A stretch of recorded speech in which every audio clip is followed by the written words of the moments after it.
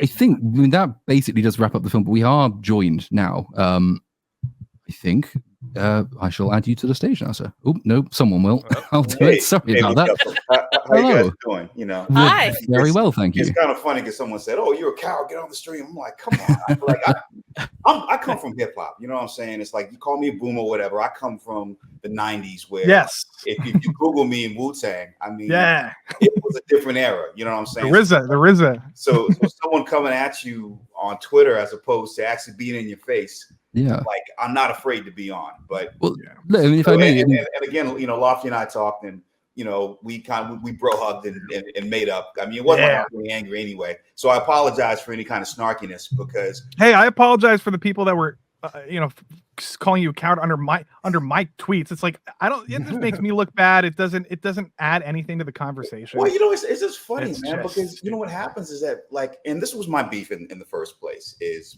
because. Way before I was, you know, lucky enough to write movies and get something made, I used to be a journalist. So I used to write for Vibe, Source, XXL, and then I was actually on staff of the Los Angeles Times.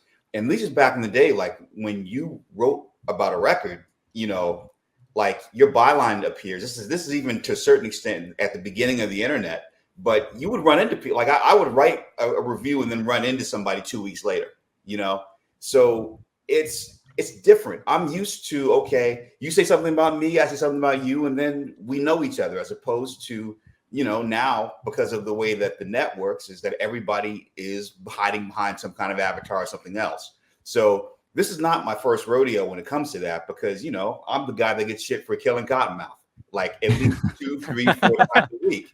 And without them understanding the business, without them understanding that, you know, when we were making the show, people were like, "Oh yeah, you know, you killed Mahershala Ali. Like that was a dumb decision." What people don't understand is that Mahershala wasn't Mahershala in the same way at the time, and it wasn't a question of killing his character off, because before I even cast him, Cottonmouth, and I'm spoiling the show for anyone who hasn't seen it, but Cottonmouth's character was always going to die, and the reason for that was, for me, I put myself in, you know, this is me geeking out. I remember how I felt when I read issue 12 of Alpha Flight when Guardian died. And I was just like, what the fuck? And so my thing was like, okay, what's kind of equivalent where I could do that kind of rug pull? What's my equivalent in a show where I can basically make you fall in love with somebody who you think is going to be there for the long haul, and then, you know, they go. And that was the whole reason because Mahershala's part was the last part that we cast. You know, one of his appeals for wanting to go on the show was the fact that it was only going to be for 6 episodes, and that I promised man to man not to hold him to the show no matter what, because he knew that after having been on House of Cards, where his character was used and then not used, he didn't want to be tied to a television contract. And his whole thing was that he really wanted to make the break into feature films, which he was doing, because he basically was the reason he has the same haircut on Luke Cage, Hidden Figures, and Moonlight is because he was making all 3 simultaneously. And so that was the whole thing, was that this is a whole nother story, but like he was doing this little independent movie that he basically every Friday he would take time off to fly to Florida to do, and that was Moonlight. So when we got to the point right before, because, you know, he was just killing it on the show, we got to the point right before, and everybody's like, "Are you sure you want to do this?" And I was like, I made him a promise. I promised him I'm not going to hold him to the show, you know? And so here's the thing. If you even look at the show, it's like, you know, you don't really care about Cottonmouth until you understand his full backstory in episode 7, the same episode in which we kill him. And really our other influence on that, of course, was what happened in Daredevil, because when you got a little more insight into Fisk as a little boy, it made you feel differently about his character.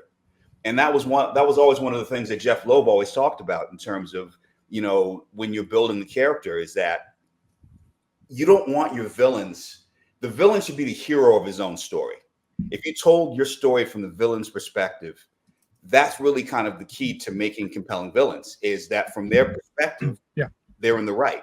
And so that was the thing, was that once you got to know a little more about the character, even though people give me shit about it, like I kind of see it as a triumph that people care that much you know, right. and then people saw the whole show dropped off and this and that. I mean, you know, it was hard because we didn't, when you do a show on Netflix and you're shooting all episodes and it isn't like you get the kind of feedback that you would get with a network show. And I feel bad for Eric LaRae Harvey because, as Jeff Loeb said, Mahershala couldn't follow Mahershala. And in the way that people fell so much in love with that character that by the way we introduced Diamondback, we didn't really figure out the tone of Diamondback for at least two more episodes. And then by the time we did, it was already kind of late because people kind of made their opinion of him based on, you know, episode 8 and episode 9, you know? So it's always hard to adjust. I guess what I'm saying is my biggest point is that in television, I always take the blame for Luke Cage because I was in control of it. In feature films, you have no control as a writer unless you're directing. Even then, you know, there are all types of things that happen. I mean, and that's why, you know, people that are probably, I haven't seen Madame Web yet, but, you know, so I don't want to speak you should like too specifically about it. Definitely should. But here's the thing about it, okay? What I can tell you without having seen it, because I thought the trailers, you know, I can say the trailers look whack. I mean, fuck it. But here's the thing, like S.J. Clarkson is a really good director. I mean, for people that love Jessica Jones and have seen other things that she's done, they know that. But what happens if you knew just the level of decisions that get made and all the different things that can go wrong and you not knowing where your tone is and all the different things that someone that doesn't have anything to do with, even on a directing level, well, it's hard to make a bad movie. You have 50 people working hard to make a piece of shit. And so that's the craziest thing about it is you don't know whether you have something that works or a piece of shit until it comes out. And when it tanks, all the blame goes on 2 people as opposed to it being spread out or somebody's insecurity that led to one thing that led to the bad decisions. Well, in the case of Madame Web, sorry, go ahead, Platoon. No, if you want to go first. That's all I'm saying. You know, it's like I had one view. Well, let me just say, I have another view now being inside the process. I guess is the biggest thing I'm saying. That makes sense. And also, you're right. I mean, I don't know if you're right. I don't know if she's a good director, but she did make an excellent episode of Succession, which is a fantastic TV show. So it's like, yeah, I'm not going to say that. I understand what you're saying. That it's not that this person made a bad movie, therefore she's a terrible or here's a terrible director. Like I think we understand that. Platoon, did you have something to add to that? Well, I was going to say, so going back to I guess the first point and the first principle, and you're talking about decisions that you're making for characters that you've created, and you're absolutely right that it's sometimes very hard to know how something will be received when you're putting it just on paper. And a huge process then follows in turning that into the finished product that people get to see. And it's always going to be slightly risky when you put it out in front of people because they might absolutely hate the decision that you've made. Well, it's a perfect example, okay? All right, the infamous dab on Luke Cage season 2, right? That was not in my script. I was on set while they were filming episode 2, the Bright Lights Big City performance that I don't know why I guess I am a boomer having a senior moment but you know that when that song was being performed I was there for that performance because you know what you do sometimes is you have 2 units shooting back to back and so directors will switch and so I basically said, okay, we already done the explosion. We already have the stunt. So I'm actually going to go to our set, our Harlem's Paradise set to be more involved with the music element of the Gary Clark Jr. performance than right now, because it's already scripted. It's already laid out. And so as a result, I wasn't there. And Mike ad-libbed the dab. And when he ad-libbed it, he did it in such a way that it was hard to cut away from. So months later, we're in post. And I'm like, do I keep this in? Do I keep this out? Like I was just a decision, okay, I like this medium shot, so I'm not going to cut it. I could cut away from it. Now, having more experience in post, there are different ways I could have cut around it, but I just decided at the moment, I didn't think it was that big a deal. That's fine. But then that's probably quite a useful example, though, I think, for the difference that it holds. So like we've been obviously going for a good couple of hours, and we've had a huge amount of fun at the expense of the people who wrote this production. And what we're talking about when we're talking bad writing in a film like Madame Web, but it doesn't just have to be Madame Web. Any recent Marvel film will pretty much qualify. Rebel Moon is another really good example of that. What we're talking about isn't, say, like the example that you give of an actor ad-libs something or like performs a particular motion which isn't in your script, which you can't really cut away from. That's a misstep, I suppose, which is understandable. If you don't want to sacrifice the entirety of a good scene just to get rid of something that in hindsight you might not like too much. What we're talking about, though, isn't really like little missteps like that. What we're talking about is the absolute foundational fundamentals of writing anything, whether it's a script for a film or a script for a book, a screenplay or a novel. We're talking about absolute nonsensical characters who do things which make absolutely no sense, and individual lines of dialogue or preference for exposition styles, which simply are not art at all. Madame Web has a really good example, lots of very good examples of the villain simply saying things which are comical because of how badly written the line is. And I'd say that that's probably different to the example that you give. So our perspective from criticizing writers is that... To that point, right? It's like you don't necessarily... 5 different things could have happened. There could have been... And I would really have to see the movie in order to really have But then how do you pinpoint that those things were studio interference? That's the point that he's making now. Like, because nothing comes out with the studio signing off on it. Period. So but that's not interference. That's just formulation. So what I'm saying is that, for a script to even get to the point where it's greenlit, where the studio decides we're going to put $150 million into making this thing, not just the production, but also marketing and everything else. That goes from top to bottom through about 5 to 10 different people. And then on top of that, you have, who knows who was bought on in terms of different writers doing different things. You don't know how many different writers were actually on, unless you see the actual WGA arbitration on the credits. You don't know how many different writers were part of it. You don't know if somebody, got paid a weekly to kind of come in and do some things because there was a studio executive who's already supervising 5 or 6 different movies and said, I don't understand this. I need a line of dialogue for somebody to point out A, B, C, D, E, whether it's right or wrong. And then that gets written, and then the director's like, fuck it, I gotta shoot this thing 5 different ways. Or I'm trying in my cut to make sure that this doesn't make it in, but then said executive still keeps saying we need this moment, and then you put the moment in there. So like what I'm trying to say is that, success has many fathers, but failure's an orphan. Like, to this day, as many writers on Armageddon, you still can't find me the writer that will claim credit for the animal cracker scene. You know what I'm saying? It's like you just... Well, what you're saying is there's many factors at play, and we shouldn't...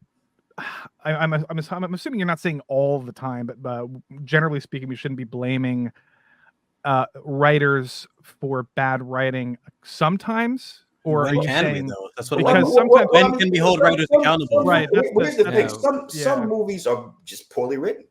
Right. Like, but that's what we're talking about, though. We're just trying to separate those things. Like, I feel like if you're going to bring up studio interference, we need specific examples rather than just saying because of all the variables, we can never hold the writing accountable. To give an example, I know I don't want to use Madame Web as specific examples because obviously you haven't seen the film, but there's a couple of very, I think, useful and understandable examples. The close of the film, the villain is killed by a giant Pepsi sign, right, which is product placement. I can absolutely believe that is studio interference in the film because Sony wants a Pepsi advert in the film. That seems fairly safe to put down to the studio. And it's a crap scene. And I'm not necessarily going to blame the writer for having product placement in the scene. I might blame them for choosing to have product placement kill the character, not the other thing. But the other thing, but just to finish that point, it's not that I'm talking about. What I'm talking about is not, say, Sony saying put product placement in your scene. What I'm talking about is having a villain say a line like, I hope the spiders were worth it, Mum, because someone down the line decided that a character's motive is that she's bitter that her mother went to the jungle to find spiders to cure a disease that she didn't have, which then was stolen by a man who's basically Satan, who only wants it because his family was starved to death, but we never hear about that. Like, this is a huge collection of things which I think you have to blame on the writers. Because even accepting the premise that you're putting forward, and I do, that there are many factors involved in the failure of a project, if you have multiple writers on a team and they don't even read each other's scripts, or they don't actually make characters speak in line with established character from earlier versions of the script, that's the writer's fault, not the studio's. The studio hired them, but they still have a job to do. But here's the thing. You think that it's like television where everyone's in the same room making the same decision. They're sitting there, you know, you don't know what writer was on set and which decision was made when. And also, you don't know when something was filmed. With these kinds of movies, it's not like an independent movies. We're not talking like Coen Brothers, you know, like we're talking about something different. We're talking about a whole different beast. And as a result, I mean, we can only go based on the script. To right? be fair, we don't know any of those things. If you're talking about rewrites you know, credits, confusing credits or whatever, maybe the studio hired someone to rewrite the script or half of it. You're talking about that. Well, then in that case, the continuity problems that Platoon was just describing, and like some of the fine tuning problems would be a writer's problem. It would be the person who rewrote the script. Like wait. One question. Okay, and I'll definitely answer your question, Jedi. But give me one. Go ahead. Yeah. What? Okay. It's okay. What's a good analogy? Okay, like. Well, if you want on one hand, okay, say the movie's a restaurant, right? On one hand, something I can tell you from cooking, right, is that you can make choice taste like crime when you're making a steak, but Chuck is Chuck.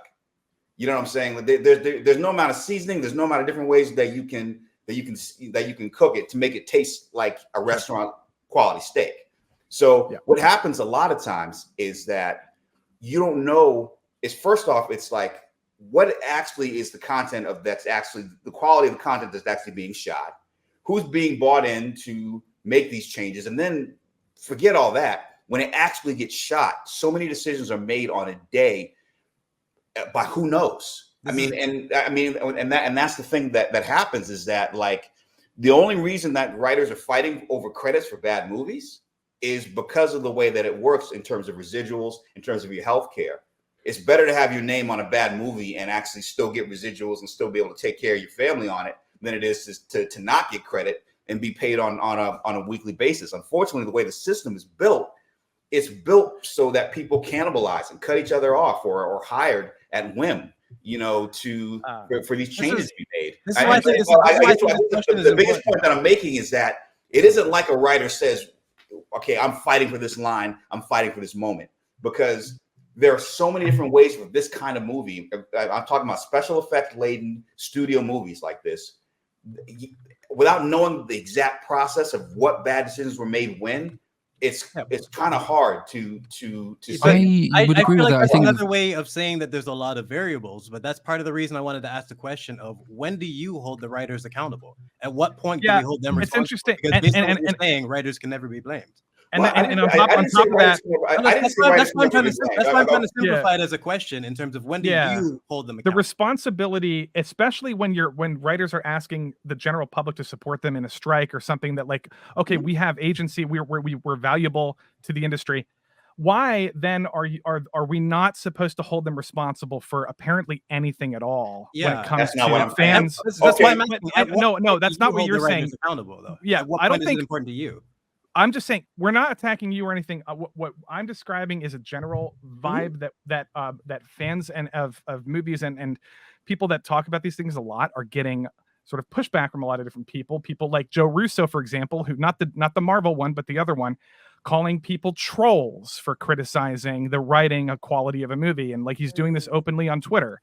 And it's like, you know, this happens all the time. And it's like, well, are we not allowed to hold people responsible at all for their yeah, that's what I was asking. No one like reaches out and says like, why are you guys praising this person? You don't know their actual contributions to this exactly film. Unless they make something good. Unless they make something good, and then it's none like, of those variables matter when people are praising. And the studio had nothing to do with it. Yeah. None of the variables that you mentioned matter when people are praising a thing. They'll have no issue with it. But as soon as we have criticism, then suddenly there's all these variables that we can't even consider. So that's why I was asking just to simplify this whole thing. Just one thing, kind of finish. Just to simplify this whole thing is a simple question directly to you. When do you hold writers accountable specifically? Because if we can understand your perspective, it might make it easier. Yeah. All right. So I'll answer that question two different ways. With the same meaning. Meaning number one, going back to the original tweet that I responded to when I said legend. basically what I was doing was, because somebody, when you talk about the criticism against writers, someone basically put up this guy's name and then put up his posters. And because they didn't like the movies that were lined up, they said, I can't remember the exact context of the tweet, so please don't hold me to it. But they were basically implying that, how do you live with yourself having this line of bad movies to your name?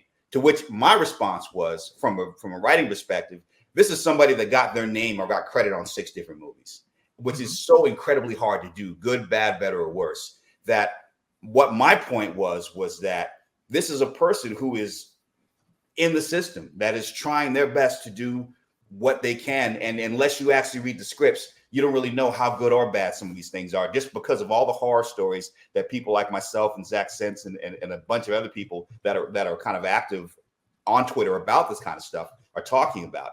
In terms of my criteria of when something's badly written, it really depends. Because, for example, if something is done by not when something's badly written, writer director. I mean, I'm trying to answer your question. That's not trying to answer your question. I know, but that's a different question. I didn't say when is something badly written. I asked when do you hold the writers accountable? I'm trying to answer your question. But those are two different questions, though. No, that's all right. We can cover accountable when it's a writer director. And only because they have a little more agency over what's being communicated when and how. And what about? Honestly, I'm still trying to answer this question. No, go ahead. Like, what happens is that you don't necessarily, when a movie is good, you don't necessarily know it. When a movie is bad, you don't necessarily know it. And I know it's hard to understand this from the outside perspective. But what I'm saying is that, like, there are movies that are like, for example, like you'll hear all this strife and all these bad rumors and all these things about how no one got along and it was this terrible shoot. And then you see the movie and the movie turns out great. And then you get into another movie where everybody had a great time on set and then the movie's garbage. Like, there's so many different things that go right and go wrong. To clarify. So to clarify, like, it depends on how I hold a writer responsible. For one, if the writer also directed it, then I think it's, in some cases, it's easier to point the blame.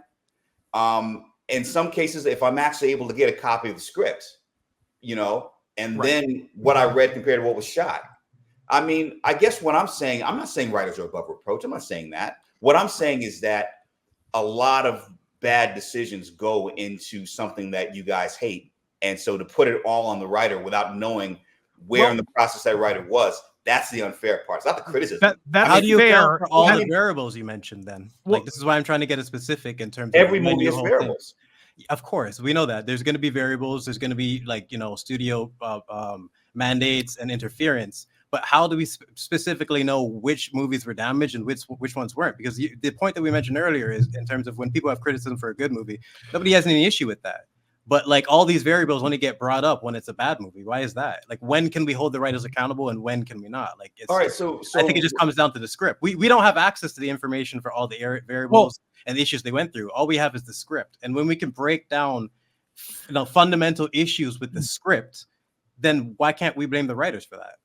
Okay, so here's the thing. All right, so for Madame Web, so how many credited writers are there? Is it S.J. Clark? I think it's 5. I've heard 7. I think it's 5. Yeah.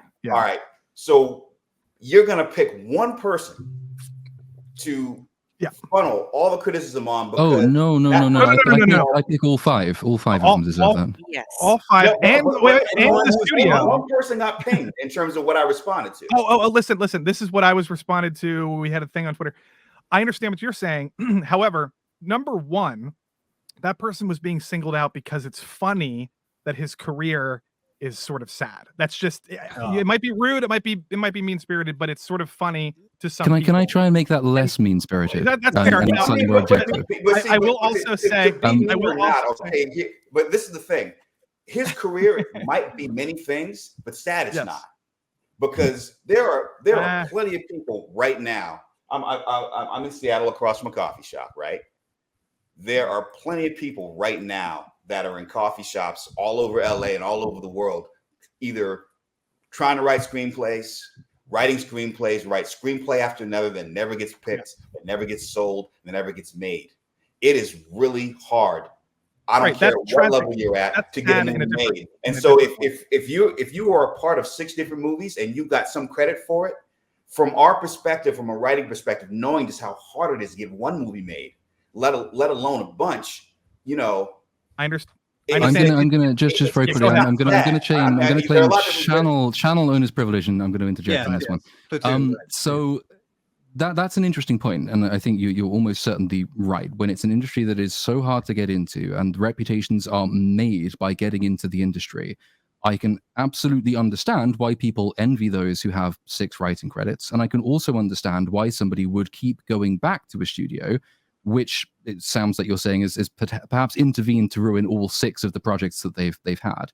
I don't think that exonerates the guy from blame, though, because you're right. It's very successful to get 6 writing credits in a Hollywood movie. But if all 6 of those credits are absolute crap and you keep going back, you as the writer are making a conscious decision to say, I know the studio system sucks and I know they're going to butcher everything I make, but it's more important to me to have my name in the credits than it is to turn out a good script. And money. Yeah, pride in their own work.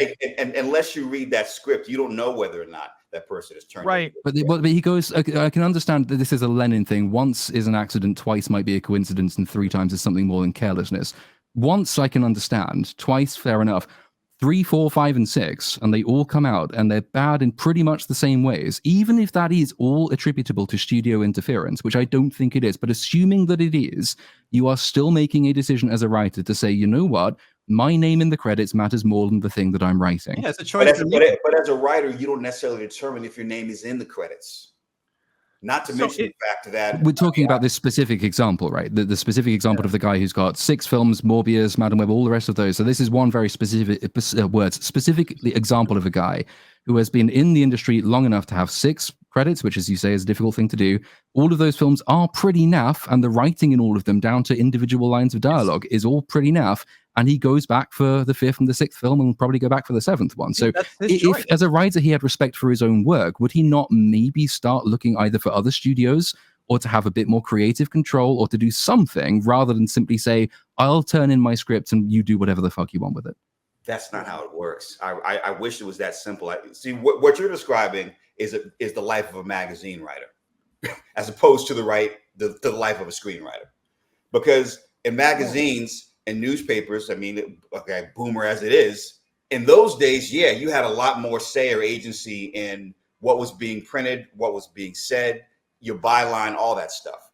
In the current studio system of making films as a screenwriter, which is different than a television writer, you get hired for a draft. You go through how many different set outlines that it really kind of depends on so many different things that most writers don't have any kind of control over, unless they're also producers, unless they're actually working with directors or bought in by the director to work on certain things.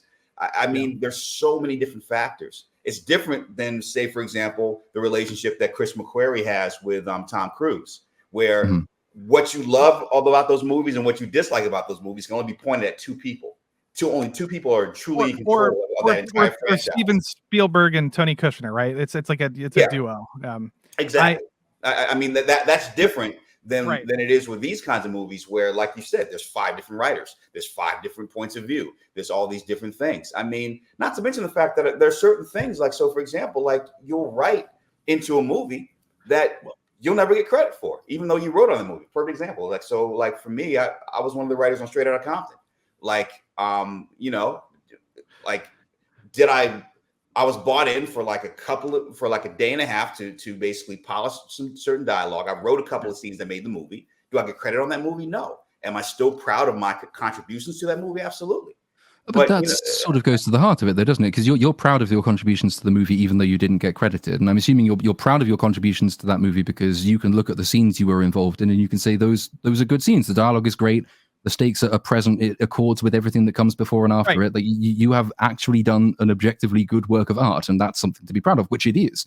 But I guess what I'm asking is why we can't be as granular when it comes to criticizing an individual line of dialogue in a film like Madame Web or Ant-Man 3, which fails for exactly the same reasons that you're proud of what you did. It's a bad line of dialogue. All right, so for Ant-Man 3, okay, perfect example, okay? Like, without even having access to that script.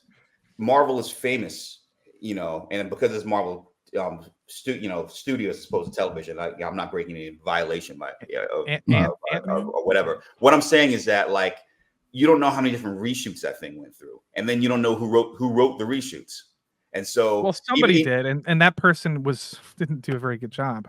Okay, but whoever's going to get blamed might not be the people that you're blaming that actually get the final credits on. Okay, I think I see. So there's probably maybe a slight difference in what we're talking about here, because I will generally avoid criticizing people by name when criticizing a film, which I think is badly written. I will criticize the writers, and I will criticize the writing in the film. I would agree with you if it comes to picking out an individual name from a credits roll and saying that person is responsible for the complete shit show that was Ant-Man 3. That would be cruel, because loads of people were involved in how shit that film turned out to be. But I think I don't know if you would agree. Is it still fair, though, to blame the writers collectively or writing in general if the writing in the finished product, no matter how many of them were involved, is subpar? Well, here's the thing. It's like, okay, a film is written 3 times. A film is written when it's actually written, like the actual screenplay. Then there's actually what gets filmed. And then the final process is post. And so post is not only in terms of picking which performance and which lines make it and all that kind of stuff. Also, now what happens so many of the times, because there's so much money involved, people will go back and reshoot entire scenes. And they might not be following every little bit of granular bit of continuity the same way that we as geeks are just plugged into every aspect of a movie. And that's part of the problem. Is with why certain things are broken, because it has been so successful for people to fly in, do things and make it right and then leave, that everybody makes it that process, as opposed to being very specific to it, like a specific set of problems. Sometimes it works well. Like, so, perfect example, it's like the process that happened with the Brad Pitt zombie movie, that, like, they were having all these issues. They shut it down for a while. They rewrote certain things, went back and filmed it. That worked. Probably the most famous example of something like that happening was Rogue One. With what happened with Gareth Edwards, wasn't it? And because Gareth Edwards is the credited director, but then at the same time, everybody knows that Tony Gilroy did a lot of work on that, because Tony himself, I don't know if it was breaking protocol, but he was proud of what he did. So he made it clear on the press run that he reworked a lot of things. It's the only reason we're talking about it. It's not credit. And he came back for Andor as well, and Andor is an incredibly well-written show. But I think going back to the point of the conversation, which is, I would have no trouble saying that, Andor is a well-written show and the writers generally did a really good job. And you can tell that Tony Gilroy's influence is there, because there's a commonality between what he writes for Andor and what he writes for everything he does. You can see the influence of the creator there. So he gets the praise because it's very, very good. I guess what we're arguing, boiled down to its essentials, is that we can make the same judgment the other way. If you take a director or a writer who's involved in so many bad products and you see the similarities in all those bad products, J.J. Abrams is a good example of a director in that mold. There will be good examples of writers as well. Is it equivalently fair just to say, you know what, he's been involved in so many bad things and they're bad in the same ways, so I'm going to say that he's a bit shit? Is that fair? Or what about a case like Ryan, where we know that he had full control? Like that was TLJ was his movie. They let him do, like, it, just like you said, all those variables weren't there for that specific movie. So can we hold Ryan Johnson accountable for the movie we made when we know that it was all his? Well, see, here's the thing, and this is the biggest problem as a Star Wars geek that I have with those movies. And I'll be not careful, because at some point, if I run into Ryan, like what I say, I would say to him directly. The issue that I have with those movies is that it didn't seem from movie 1 to movie 3 that everybody, even though this is one train going in one direction, that everybody got together and said, this is what everything we're doing. There is no unified vision. Like this there's one movie, and then Ryan says, I'm not doing that, I'm doing this. And the third movie is like Palpatine. But we know specifically that Ryan had full control. Can we blame Ryan? Right. But this was the case with that, where he's subverting certain things. And Mark Hamill talks about this. He's doing his job as an actor, but he's doing very un-Luke things. And I think, honestly, the only thing that would have made us, us boomers, like, because I'm a kid that saw Star Wars in theaters in '77, had a Kenner Death Star and the whole nine. what we basically wanted the Irishman with Harrison Ford and Mark Hamill. Like we wanted to have our long extended moments with Luke and Leia and Han before they go off. We didn't want to have each one of them die in successive movies. You know what I'm saying? So it's like, it's already kind of hard to kind of come into that, because the studio, from their perspective, is thinking these actors are in their late 60s, early 70s. We need to ingest new blood into these movies, because we waited 30 years between sequels to do this. And they're thinking of it from an age perspective, as opposed to thinking of it from a fan perspective, because there are people my age that have been waiting for episodes 7, 8, and 9 for our whole lives. I mean, it seems like, so like, that's the thing, that's the disconnect, because they figure, well, if you're grown, why would you care about this shit? And actually we do, because there's only really two cinematic families that people care about in that way: the Corleones and the Skywalkers. Yeah. But how can they run a media company and not understand people care about that? So can we blame Ryan or not? Like this? Yeah. To be fair, you're talking. But here's the thing. Okay, can you blame Ryan for those decisions? Yes, but here's the thing. Ryan, as director, as writer, stands by those choices. And there are some very good moments in that movie. I don't care if he stands by it. I'm talking about whether or not we can hold him accountable for the writing. Another thing you have to keep in mind. Another thing you have to keep in mind is a lot. It's not. I think you said this earlier. It's like we're solely attacking one person, or we're solely attacking. No, fans, at least in this community and people that I've talked to, we are wholly aware of how bad the studio system is. We attack. We criticize Disney and Sony, more than anything on the planet Earth, probably. So we're aware of this. This is compartmentalized, right? Like we can do one multitask, right? We can attack the studio system, Sony especially, for doing so many PG-13 projects when they should probably be rated R. Like, there's very safe and boring. Dakota Johnson said this. It's okay to attack the studio system and also separate the studio system from the creative people involved, like Rian Johnson, or writers who have control over how characters are presented and changed from the source material. It's like if the studio says that you have to play with these specific toys, but you have the choice as to how you play with those toys and what stories you put those toys into.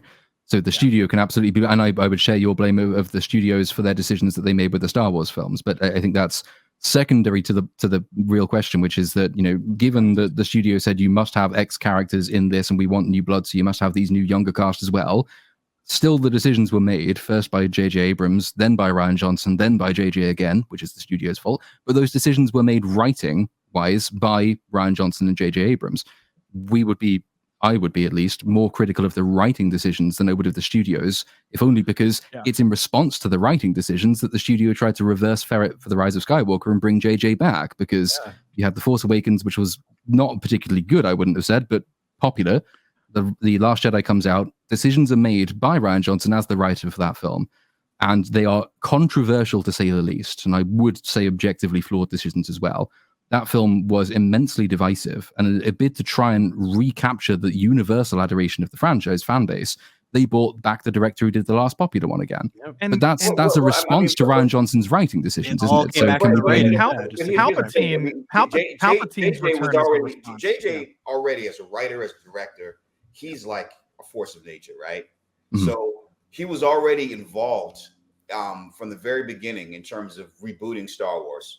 And so to say that they bought him back for the third movie, and as a producer, he was always going to be involved. And it was really a question of his schedule and certain other things, but whether or not he was coming back, because you have to understand, for each movie at that level that's being made is taking a year to year and a half out of your life. And so from all these different perspectives, it's a big decision to take on a movie like that. Now, certain things, okay, so for example, like as a fanboy, not as a writer, not as a producer, as a fanboy, I have problems with Palpatine being like the ghost in the machine, so to speak, in the third movie. It makes no fucking sense from a fan's perspective. But, who knows all the different decisions that they were trying to make in doing that. Now, mind you, it's like, if I run into J.J. Abrams, I haven't seen him personally since working on Almost Human back in the day, the one time he came to the writer's room, which was great. But like, I don't have any problem like saying if I'm with him, like, yo, like, what was behind that? And, just that, and we talk about it, and it's cool. I'm not gonna get on, on Twitter and say that the movie was mid and then he's shit, because it's like, why would I do that? Yeah, but just to add to Platoon's point, why would I come at him like that? Because the whole thing about it is like, am I gonna go at Chris Terrio? Chris Terrio's got an Oscar.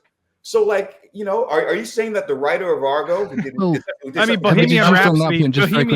Henry Kissinger has a Nobel Peace Prize. It doesn't mean he did much. But Bohemian Rhapsody has an editing Oscar in the world. We're talking geek shit. I'm not going to step in anything else. No, but just the accolade does not necessarily entail quality. Is the point I'm trying to make there? Yes. The fact that the guy has lots of film credits to his name or he's won awards or something like that does not necessarily mean that he's particularly good. You get a number of people who are flash in the pans. They do one. The Wachowskis, for example, did one very, very good thing with The Matrix, and everything after that's been pretty naff, I would say. It's being good once does not mean that you get a free ride forever, surely.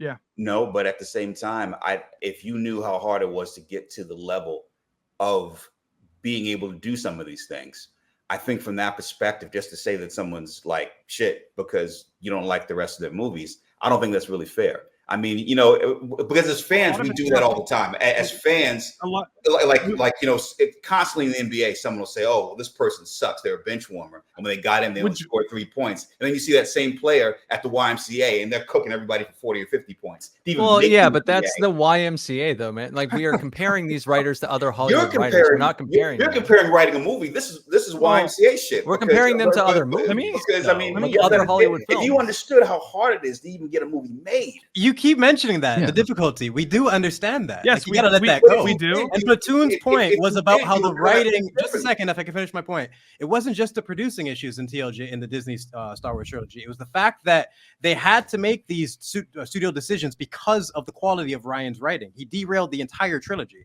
That's why they brought JJ back. This whole thing is being documented. You have to actually reference the things that we're talking about, because Platoon's point was about the writing was the whole reason they had to make the studio decisions, and you didn't address that.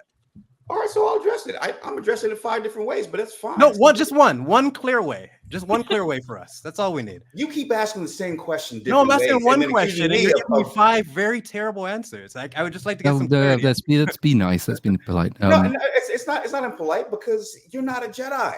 What is your name? Oh my God! Who are you coming at? Because it's a very simple question I asked you. If you feel strongly enough about this point, you should be able to answer it with confidence rather than making fun of my name. I am not making fun of your name. What I'm saying is that whether I'm right or wrong, I'm Cheo Hodari Coker, and you can attack me personally or not personally, either way. What I'm saying is that when you're coming at me, and I'm saying this as an ex-journalist, I'm saying this to somebody else. You still haven't answered the question. If I'm answering your question, and you don't like the way that I'm answering your question, to keep accusing me of dodging your question doesn't make any damn sense, because I've answered it 4 different ways. No, I was asking you to answer Platoon's question. This is how I know, like, you're tilted there. It wasn't my question. You ignored a very good point that he made, and then you moved on to something that you had already mentioned. Well, to be fair, so ganging up on somebody. I'm not ganging up. I'm asking a very simple I'm just saying. So what is your question? What was your response to Platoon's point? I mean, the lightsaber's in your hand. What's your question? I'll repeat it again since you talked over me. Please do. Basically, what was your response to Platoon's question? Because it was a really good point. So what's the point? What's the question? He made it. I'll make it again for you since you ignored it. Well, no, but because it was basically the producer issues in TLJ and the Disney Star Wars trilogy was because of the writing. It wasn't just that the studio choices they made was because of the poor writing. That's a significant factor in the things. It wasn't poor writing. It was decisions that were made that didn't work. So perfect example is this is answering your question directly, because what I'm saying is that movie got greenlit. Enough people read that script and thought at the time, this is the way that we're going with this, because they empowered their director to make decisions that even I as a fan didn't necessarily like. But here's the thing about it, is that just because we didn't like those decisions, does that mean it's a poor screenplay? Yes. Can I just say, just because a bunch of corporate executives greenlight a script doesn't mean that said script is good, was a good go ahead to be greenlit. Would you agree with that?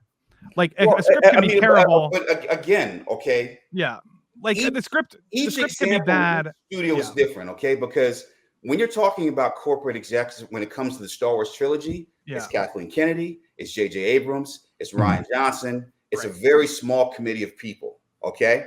And so what they thought they were going for was different than how people regarded it.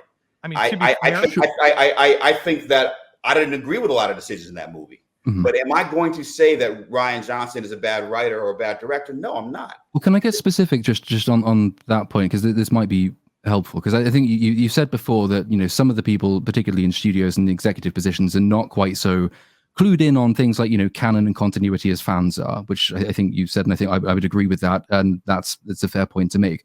That I would say makes the position of the writer much more important, because the writer's job, certainly in the case of The Last Jedi, if Rian Johnson is principally responsible for the script that comes out, his job is to do what the studio executives are incapable of doing, which is paying attention to things like canon, continuity, character decisions, mechanics, and things like that, the things that make Star Wars films work fundamentally. When Rian Johnson does, to take just one very specific example, there's the hyperspace ramming sequence in The Last Jedi, when Holdo turns the ship around, engages lightspeed, and flies straight into the giant enemy ship. Right. That's a decision that Rian Johnson made, right? The studios, I wouldn't have thought, would have sat there thinking, you know, what we really need is specifically this purple-haired woman to fly her ship into another ship. I don't think the studio's going to pay much attention to that. Rian Johnson made that decision. As a response to which, in the next film, you have to have this ridiculous line spoken by an extra. You can't do that again because it was a 1 in a million decision. Well, that line is made necessary because Rian Johnson chose to do something that effectively broke the mechanics that make all Star Wars space battles work. As soon as you do it once, the question becomes, well, why didn't you just hyperspace into the Death Star in Return of the Jedi? And why can't you hyperspace into any big enemy in any future film? And the only way around that, which I would say makes this bad writing, is to have a character just dismiss it as, oh, it's impossible to do it again. And that's itself bad writing. But that bad writing, I would have thought, stems from Rian Johnson's bad decision as a writer to have that happen in his film to begin with. So is it fair to criticize, even on a granular case-by-case basis, can we criticize Rian Johnson alone for making that decision in The Last Jedi as an example of bad writing? Well, of course, you can criticize him because he, as the writer-director, made decisions that the third movie is trying to talk about in response to the audience now having a voice and on a granular level saying what they like and what they don't like. So perfect example. Okay. As this is showing my age, I remember when Return of the Jedi, which previous was Revenge of the Jedi, when that movie came out, like, I remember just like, as long as it took for Han to get off of Jabba's wall and all the different, and the silly little laughing rat and all that other shit, like, as a fan, like, I could call that poor writing, because I'd much rather get to Luke getting back to Dagobah and trying to find out, is Vader really his father? You know what I'm saying? You can call it poor storytelling. But the thing is back then, we didn't have a voice as fans. We basically accepted the movies the way they were. And then but then as we began to have voice because of technology changing and being able to hone in on things, then we got very specific. And so, for example, I'm one of the people that like came really hard at the original trilogy when they re-released them in VHS, and you know, and famously, of course, you know, Greedo shooting first, and all the different like them changing the music and all different types of things that George Lucas could, you know, have the right to do because it's his sandbox. Yeah, I mean, he has the right to make bad decisions, and he made 3 or if not 4 entire films of bad decisions in the prequels and bits of Return of the Jedi. But I mean, are you saying that, you know, before, say, that the internet comes around and fans have message boards and forums and social media, I mean, would you not have been sat around? Because I know I was, before I was bothering with the internet and YouTube and things, you know, I'd be sitting around with my friends watching old movies, new movies, whatever it happens to be, not with an audience, but just sitting around in a room with my friends saying that's pretty shit, actually, or counterproductive, like that's very good. But you're still making writing judgments and decisions irrespective of the audience, aren't you? Yeah, critical thinking happen. I mean, the thing is, to answer your initial question, you think that I'm coming from the perspective that writers can do no wrong. I'm not saying that. Mm-hmm. What I'm saying, to be very specific to Jedi's question, is that writers are not above reproach, but when you attack individual writers for decisions that they may not be a part of, that's what I have issue with. Because depending on the movie and depending on the studio, you don't know which writer did what. Now, all of Twitter. A specific example of where I knew we have the evidence that we know he was pretty much in charge of the entire thing. That's why I made a specific right. example. I didn't but just to be fair, all of Twitter and a lot of people are doing that with Matt Sazama, the guy, you know, the Morbius, Madame Web, Gods of Egypt guy. Is that what you're talking about? I believe. Well, specifically referencing one person. Yeah. Well, I mean, I think in that respect, I'm just going back to what I responded to that led to you retweeting me and then me getting on. Yeah, that's what I'm saying. And, you know, it's like, but here's the thing. Like, I think what happens from a writing perspective is that a lot of writers, a lot of people that are involved in writing movies that are going to get criticized and pulled apart, shows that get criticized, pulled apart, they take all this shit personally. You know what I'm saying? As opposed to, you know, Jedi and I being like Spirited, but at the same time, it's fun because I find shit like this to be fun. I like this kind of engagement, but a lot of writers don't. And what happens is that people take this shit real personal. They work really fucking hard on these bad decisions, you know? And so what happens is that, like, you don't know what's going on. And so my whole reason for defending that you know, that guy was because somebody in the darkness coming out and just saying, hey, how do you feel about yourself having done all these movies that, you know, I think are shit? And my thing is, like, from his perspective, you know, he's doing just fine because he made 6 movies. But if he takes it very personally, then, but I think we may be covering all ground. But and I completely agree, everyone who's a writer who's invested in anything they write takes things personally when it's criticized, and you know, it can be a really unpleasant experience. Yeah, it sucks. But don't you still have you still have the choice, don't you, to go back to the people who, let's say, they butchered all of his 6 scripts, the studio did that, and he goes back and does the other one. So he's still making a decision to go back, knowing that this has happened the last 5 or 6 times, and that it probably will therefore happen the 7th, 8th, and 9th time. I mean, is it fair, maybe not to criticize him for every individual thing that's wrong with the film, because that would be hyperbolic, but is it fair to criticize him for, you know, going back to the same people who've just ruined his last several works of art?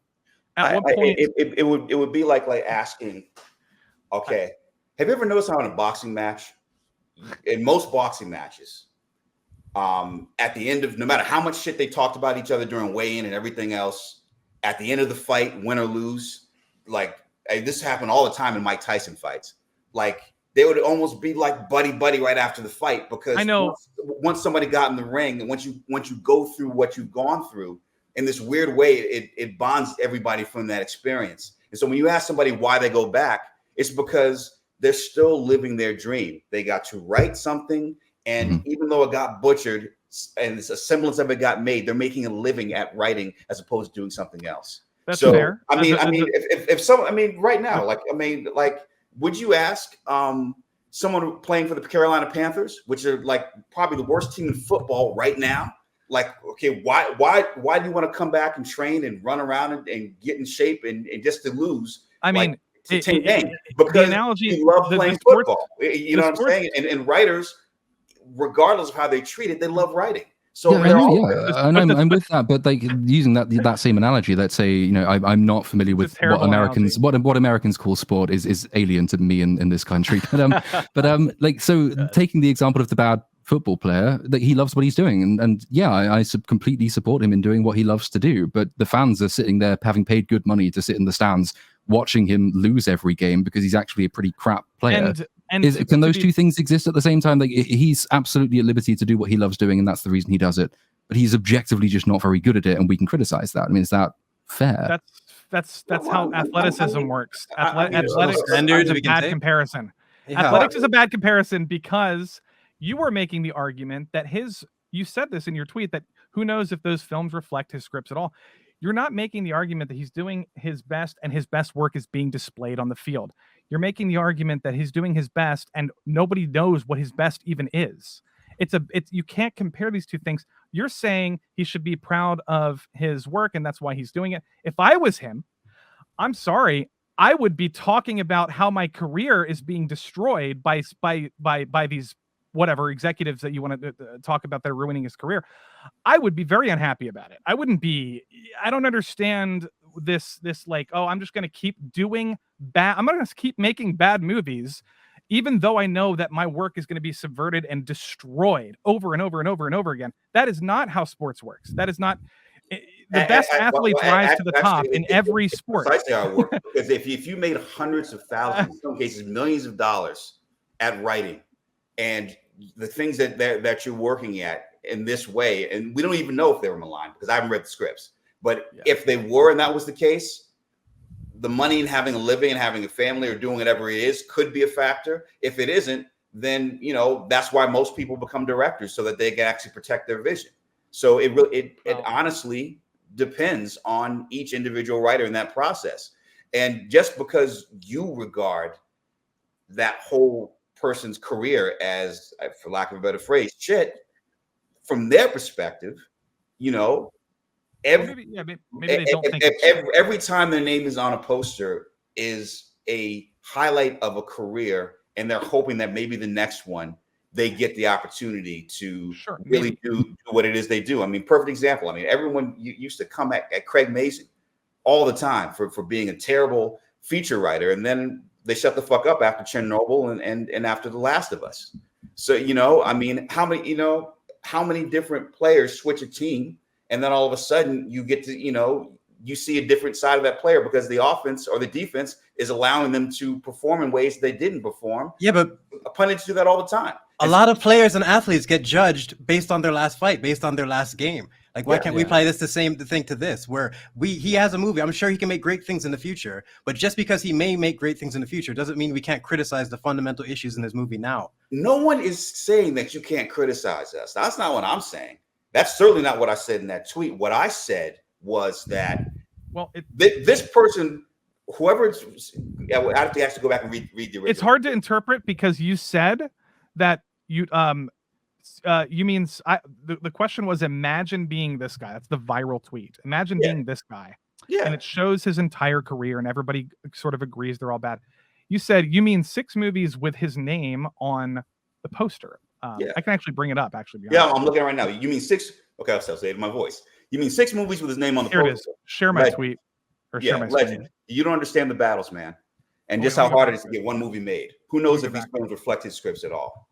Like, all right, I can look at my posters, right? Oh, this is it. Yeah. Right here. So, Lowriders, my script, I thought was ultimately better than what got made, but I'm still proud to be a part of that movie. Luke Cage, love it or hate it, you know, that's me. Yeah, but you're also making you're making this with Ray Donovan. It's like certain things, you know, like Creed, like all of them. I'm proud to be associated with all these projects.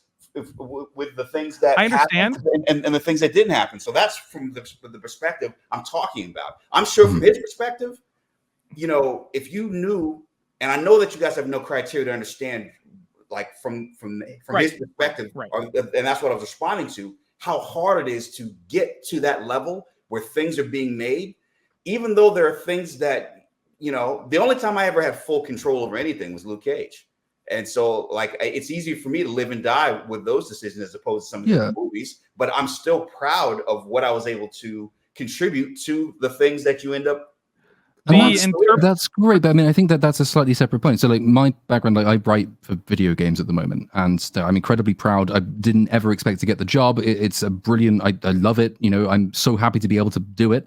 And I like to think that what will come out of this, you know, in terms of all the scripts for all the characters, will be really, really good. It won't matter whether or not they're good as to whether I was proud to have been asked to be involved in the project. I'll always be proud to have been involved in the project. But if the script is crap, and if the thing comes out, and if it's criticized for reasons which I cannot refute because the writing just doesn't hold up, then for all I'm proud to be involved in the project, it's still worthy of criticism because the writing wasn't very good. So to the same to the same point you were making, being proud of your involvement in a project, as you rightly are, and as I'm sure this guy is as well, and as I certainly am, doesn't change the point about the applicability of criticism, which is what we're really talking about. See, but this, okay, but to speak very specifically about this tweet, imagine being this guy. That person's perspective, that's not even criticism. That's not saying, okay, these movies are shit. That means saying, imagine being this guy that your name is associated with these things by implication that are terrible. As opposed to, and that's why you hear so many writers that have been through this process defending him, and not defending the movies, is because we've all had moments, you know, on shows or in movies that, like, people. I mean, if you were, and that's why I defended this guy. I didn't think it was going to be all this, but no, it's okay. The thing. I mean, that's why. That's my response. I'm not saying that every screenwriter is above reproach, because we aren't. You know, like, but what I am saying is that so many different things happen for the reasons and for things that you hate in the movie, that this person who it's attributed to might not be a part of all those processes. Right, right. So imagine being what you just described, which is somebody whose entire career is being manipulated, and like they have no control over their own persona and their own how people feel about their own movies. That would suck. I mean, if anything, this person should be livid at that, like his. I mean, I'm not saying he made bad decisions. Maybe he did, but at what point is this guy going to come out and talk about how Hollywood kind of fucked him over? I mean, like, this is something that, now, if that's true, otherwise, now I'm just saying, I'm giving him the benefit of the doubt. When you have 6 movies, Hollywood did not fuck you over. Okay. That's what we're saying. That's what we're saying. That's what we're saying. I know what you're saying. I'm just trying to offer you a different perspective. Like, Hollywood, when you have your name on 6 different movies, Hollywood didn't. No matter of the quality, like, yeah. Any movie. Okay. It's like, so he might be okay with the criticism. I mean, it's like, okay, it's like the movie Fever Pitch, okay, which was based, of course, the Nick Hornsby's book was way different than the movie that got made. But there is one famous scene from that movie where, Jimmy Fallon's character is living and dying by everything the Red Sox do. And then ultimately, after one loss, he goes out to a restaurant and sees the people on the team in the restaurant, and they're just going on with their lives. And he's realizing that, wait a minute, like, shit, like, everything I'm living and dying for is different from the perspective of people that are actually in these games. You know what I'm saying? And what's happening right now is that whoever wrote this is trying to treat this guy like he's Bill Buckner. You know what I'm saying? Like he made this awful mistake, and then his whole career is gonna be defined by it. What I'm saying is that the fact that he's made 6 different movies, that's probably not his perspective. And I think what you guys are coming at me for is like legend. Okay, why did I say legend? Yeah. That's what I wanted to get at. Yeah. That's hyperbole on my part. Okay. Okay. As you guys have witnessed in real time, I'm kind of sarcastic. Like, it's he's making his money. He's making his money. I get it. Yeah. You know what I'm saying? So I guess what I was saying in the context of saying that was, from his perspective, shit, I got 6 movies. Fucking. I mean, it looks. I'm not saying. I understand what you're saying. I get it. It makes but it just looks strange because you're calling somebody a legend who apparently doesn't care about source material, doesn't care about, just from our perspective, doesn't care about good writing, doesn't care about their own careers, quality of their career. Now, you're calling that person a legend, and meanwhile, a bunch of probably very good writers are being overlooked. This guy keeps getting hired for some reason. I don't know if it's nepotism. I don't know if this guy knows people. I don't know if it's just, hey, this person made a superhero movie, let's hire him again. Hollywood makes terrible decisions all the time. The point is, this person's not actually a legend. It's just objectively, it's incorrect, like, to call him that. It's actually kind of unfortunate that, like, some people believe this, but, like, I know you said you're sort of being hyperbolic, but, like, this is not a legendary career in any sense of the word. When people call Spielberg a legend, they can reference things like the different types of movies, the different genres he's made of great quality. I know. How can you call this man a legend? It's just totally different. You were talking about how difficult it is to make a movie in the Hollywood system, and then maybe that's what you were also referring to, which is he's a legend because he made it. You said that, right? Is that I'm not putting words in your mouth. No. I mean, okay. Here's the thing. Okay? Yeah. Like my reaction, because I'll put you, into the mind state that I was in when I read this. Okay. Yeah. I saw this. Hey, imagine being this guy. Like, okay, like, I'm going to get one over on this guy because his movies, in my opinion, not my opinion, but me personally, I'm putting myself. This is the voice of Ray Fireball 2, so to speak. Ray Fireball 2 is saying, like, imagine being this guy, and is trying to, like, add him by actually putting his face on top of these movies that, from a fan perspective, don't work. And they imagine being this guy, like okay, this guy should, like, basically put a paper bag over his head, like he's like a New Orleans Saints or Cleveland Browns fan of old. Right. And my thing was, like, are you kidding me? If you have your name on 6 different movies, every movie gets you another crack at bat. Every movie credit that you have, right? For better or for worse. Sometimes, yeah. But what it means from a hiring perspective is that if you are assigned a movie and they give you money for a movie, that you are going to not only turn in a script on time, but you're also going to basically do what you're asked to do. And it really depends on whether or not some writers actually have, any semblance of power over what happens from that perspective. But here's the thing, not having seen those scripts, but knowing, the studio process with certain things, if you don't have, certain producers that are going to, protect the writing or make the right decisions as to who else to bring in or the entire process, that's different. So perfect example is that, the Spider-Man movies that were under Kevin Feige and Amy Pascal are of a different caliber and quality than these movies. And so that's not just on the writer. That's on a lot of different people. And that's on so many different things that, like, that's what I'm saying. Just to put it all on the writer, I think in some ways is unfair. Now, me using legend, that's me being hyperbolic, because I've never met Matt. But what I can say is that being in this profession, I have to give props or respect to somebody that survived this process 6 times. I think that's a good and fair point. And you're right that we absolutely shouldn't direct all of our vitriol towards one specific person without knowing whether or not the person's responsible for things we're criticizing. But it throws up another question, which I'd really like to get your sort of take on, which is, you've described the way that the system works and the things that people have to do to get ahead in the system and to stay in the system. And nevertheless, it produces these very variable results, as you just mentioned. The first 2 Spider-Man films are excellent, and since then it's been pretty variable to crap, to be fair. So if we're looking at what has to change about the studio system itself to ensure that either writers get their scripts through unmolested or better writers are hired or whatever it is to get a better quality of film overall, what needs to change from the studio's perspective? Like, how can we actually improve the quality of films we're getting overall? First off, not be afraid to make mistakes. Part of what it is understanding where the criticism is coming from, not being so afraid to be criticized. You know what I'm saying? Like having the courage to, to come into a room like this and get beat up.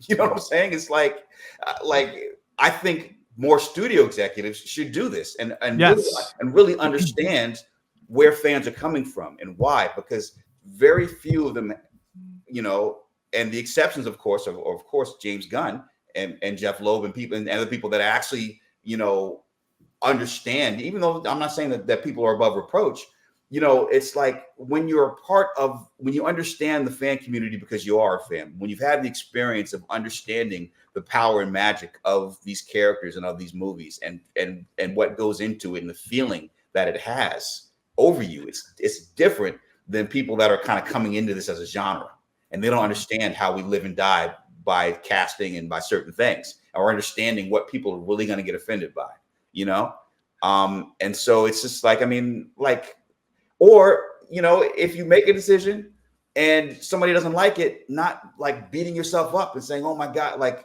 oh, that means this movie doesn't work at all, so we should not do any more movies. That's not the case. It's just like figure out what the problem is and then fix it. That's what James Gray directed Ad Astra, Lost City of Z. He said this openly, and a lot of people were praising him for it. He said, Hollywood needs to take more risks and stop worrying about Wall Street. Stop worrying about this movie didn't make money, therefore we will not make more movies like this. And it's this very statistical analysis kind of cringe behavior that's coming from these people who should know better. And it's Hollywood should be willing to take more risks, even if they lose money. The Northman is a great example of this. I feel like it's like that movie lost money, but it's probably going to go down as a cult classic. It already sort of is. Robert Eggers' entire career is like this. But Hollywood needs to stop playing the money game and trying to play the box office and being safe. But but every decision. So for example, if we were going to have this conversation with executives would be like, from their perspective, oh man, you do not know how many different ways I beat up to even write, to sign my name on the budget to get this made. And so from that perspective, they're criticizing things because they don't really have any understanding of the market. They don't really have any understanding of the things, but they're thinking, okay, well, if I add this to this and this to this, then it's going to work, right? And then when it doesn't work, like, you know, their first reaction is to, you know, but they make cut all ties as opposed to really understanding what's wrong. They might have these like worked out in their head, but it doesn't map onto reality because just clearly, like, for example, Guillermo del Toro had a Jabba the Hutt movie that he wanted to do, and he couldn't. He has 30 scripts. He talked about this. He has 30 scripts that never got produced. That guy hasn't made a bad movie in his entire career. Hollywood is not trusting. They might be like, you know, you just said they might be in this call with us or whatever. They might have reasons, whatever their reasons are, clearly are horrible. Like, they're producing so many bad movies that I have to come out and defend Hollywood. I don't know, man. I watch a lot of movies. Hollywood is like, but to your point, and I'm agreeing with what you guys are saying. Like, this happened in the 70s and the late 60s, early 70s, when like movies like when Coppola was involved with Finian's Rainbow, and some movies that were just not good, and then somebody was like, wait a minute, like, okay, like, what? There was this little movie made called Easy Riders that just felt different than anything that was out of that system. And then you had people like, you know, for better for worse, like the Robert Evans and Peter Barts of the world that said, okay, let's bring some of that guerrilla spirit to the movies at Paramount, and really go after writer filmmakers that are really going to, you know, take some risks. And so we had it in the 90s with David Fincher, Tarantino, Guy Ritchie. We had it. The 90s was another kind of revival. Yeah, and so exactly what you're talking about. This is happening again. This is going. I mean, I hope so. Like, but even when it comes to, like, perfect example. Okay, like Westerns, for example, like they were a staple of studios for years, and then all of a sudden they got bad, and then people started doing different things with them, and then revived it. You know what I'm saying? And so the same thing's gonna happen with superhero movies. You know, it's like, you know, it's just that it's gonna take really stripping things down to what makes them work. I mean, the same thing's really happening also in terms of the Star Wars things. Well, you know, you know, like if the movies took as many risks as Tony Gilroy did with Andor, you know, the movies hopefully would be better. You know what I'm saying? It's like, what do people really want? I mean, they want lightsabers. They want the Force. You know, like things veer when, you know, like you have these decisions about like using the hyperspace to go through a ship, or Leia, who's never really had any demonstrable Force powers, like, you know, Frozen. She turns into Mary Poppins and flies. You know what I'm saying? Like I mean, rest in peace, Carrie Fisher. But like, you know, but that's the thing. It's like, it's that kind of stuff that takes fans out of it. I mean, hell, I mean, the Phantom Menace. Like, why would you cut away from the best lightsaber fight of all time to watch a kid, like, you know, fly a spaceship remote control? Makes no fucking sense. There's a great little clip actually from behind the scenes from that film when they do the first screening. George Lucas is there and all the people who were involved, and they watch it for the first time. And George Lucas just says, "Yeah, I think I might have gone a little bit far in a few places," and everyone else just sort of nods.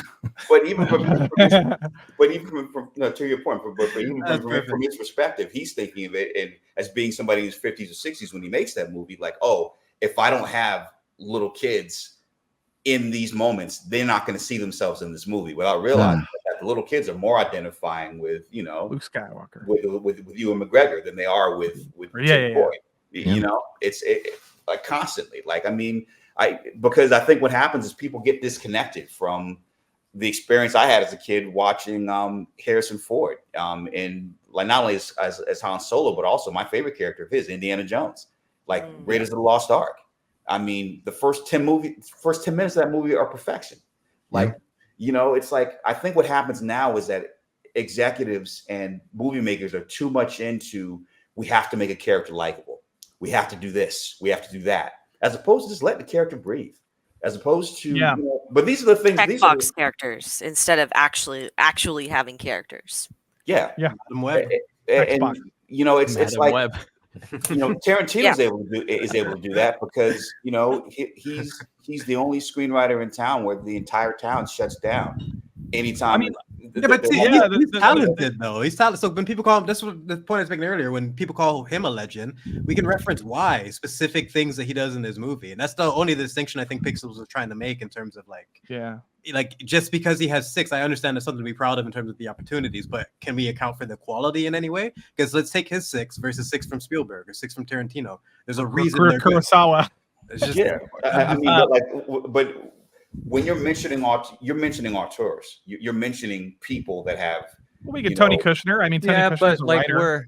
He's right, and we're also comparing these like writers and everything again, like to other professionals. Like I know that guy's he's probably a better writer than any Tom, Dick, or Harry that's just patrolling like fucking any comment section on Facebook or Instagram or YouTube or something. Yes, when I'm saying he sucks compares, or like when I say that project in particular sucks, it's compared to other Hollywood projects. Like I'm comparing him to other professionals. I'm not comparing him. Yes, to a random person. It's a standard. It's a standard that fans of these. We're talking about pop culture right now. It's a standard that fans have of a low bar that you can't dip below. We have standards. Like fans want. We're not saying we want like cookie cutter, do exactly what we want. Like we're not saying feed us like exactly what we want. Like take some risks, but like we have standards for characters that and source material. And like that's why Denis Villeneuve is so successful with Dune. It's like this guy is trying his best to stick close to the books. He's also innovating. He's doing what Kubrick did, but like he's respecting the book. He's respecting the fans as best he possibly can with his own creative vision. And to be fair, I mean the best. If James Gray, this interview I'm talking about with James Gray is fantastic. He talks about how Ant-Man, Indiana Jones 5, all these movies, like I could list a million of them. They have no quotable lines. There's no like engagement with the fans. If you think about like what movies stand the test of time in nerd culture, it's Fight Club, it's Schindler's List, it's The Godfather. These are not pop culture movies. These are sort of risky, interesting movies and like subversive movies like Seven and Tarantino. And it's like, it doesn't have to be like this. Okay, but on all those movies that you just mentioned, how many writers are on those movies? Usually, in most cases, well, the writer. I'm not. Yeah, the right. That's not. Really and Andrew Kevin Walker wrote 2 of the movies that you just talked about in terms of Seven and Fight Club, right? Yeah. You know what I'm saying? What like one writer protected by one director, as opposed to constantly being written for different things because said actor or said studio executive says that Tyler Durden needs to be more likable. Or these different things need to change. So is that something that might potentially be a problem going forward? Because I mean, I would completely agree. It's much easier to get a consistent artistic vision if you've got one writer under one director and they will both have each other's back. The trend at the moment, from what I've seen at least, seems to be ever-growing writers' rooms. Like we seem to have TV-sized writers' rooms for every individual movie product.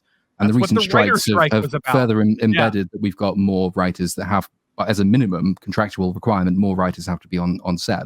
So, or at least involved.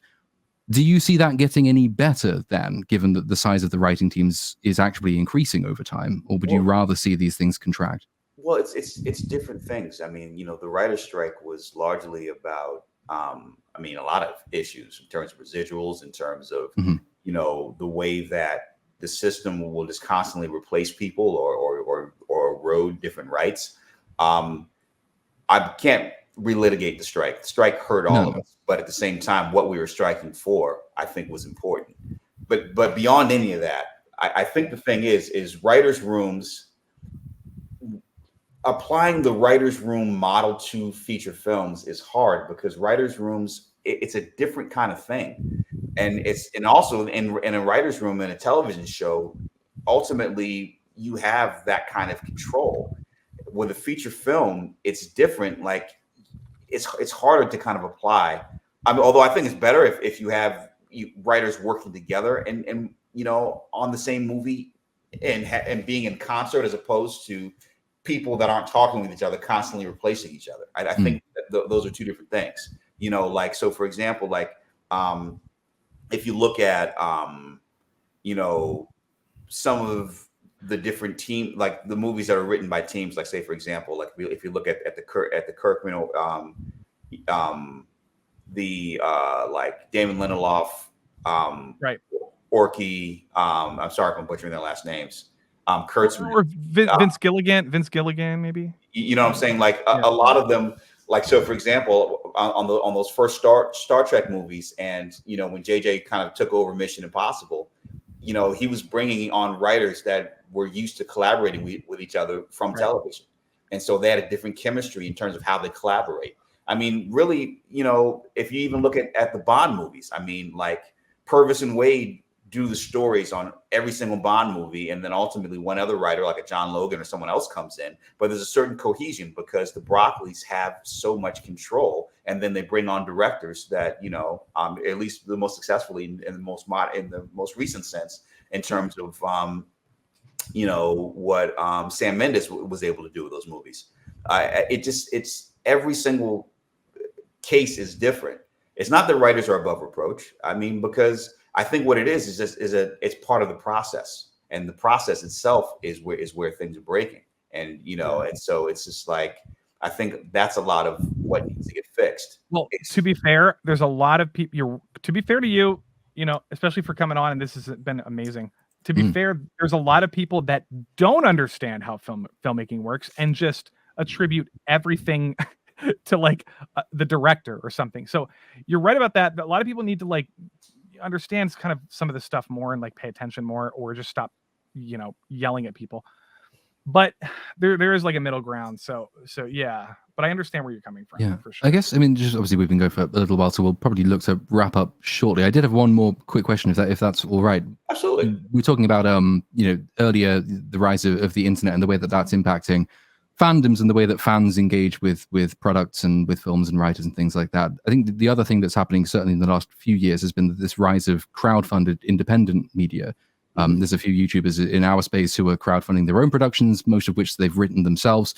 Do you see that making a big splash in the future? Are we likely to see people who've come up through crowdfunded projects going into a studio system to revivify it?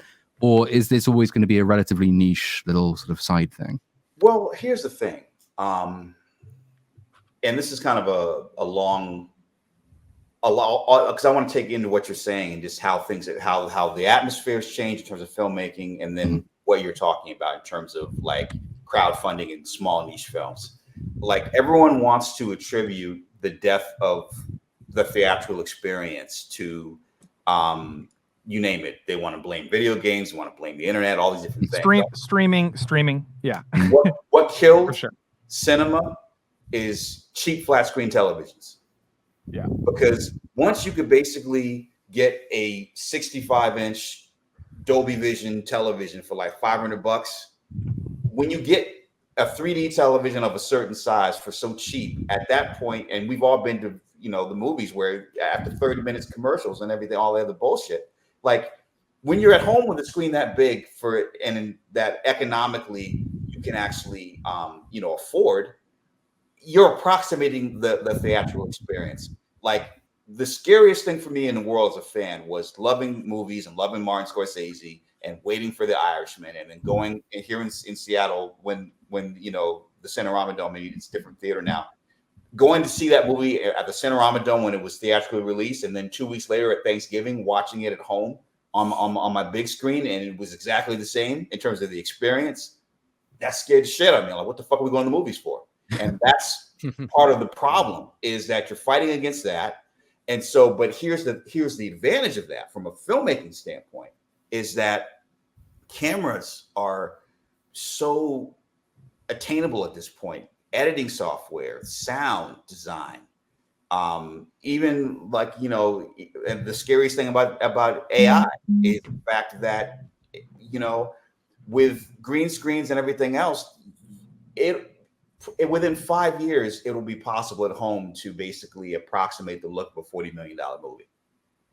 And that's true. It's scary. It's scary. But here's the great advantage of that, is that you're going to have an entirely new generation of filmmakers that are born into it.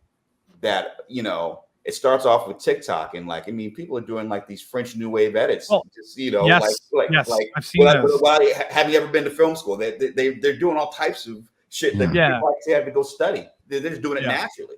Didn't people make the same prophecy though for the death of cinema during sort of the 70s, just before the Hollywood Renaissance? And you had the death of the West, which had driven the entire industry for so many years, and televisions came out and became massively popularly available, and people were moving on to television as opposed to movies, and the studio systems themselves at the time were worrying about how you can possibly beat this homebrewed entertainment. But then, the 1980s happened, and you got these massive, brilliant franchises. Star Wars, Indiana Jones have already come up that attract people back to the cinema. Yeah. Do you think there's any merit in the idea that maybe the decline of cinema is to do with the fact that most big films just aren't worth spending your money on? And if we got better films, the cinema would be better.